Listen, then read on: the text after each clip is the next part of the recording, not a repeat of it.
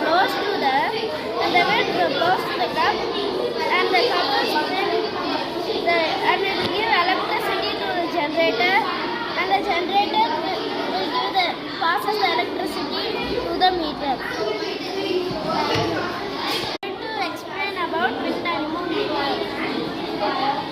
It calculates the speed and velocity of the wind. And I'm going to explain how the wind anemometer works. When the wind blows to the cup,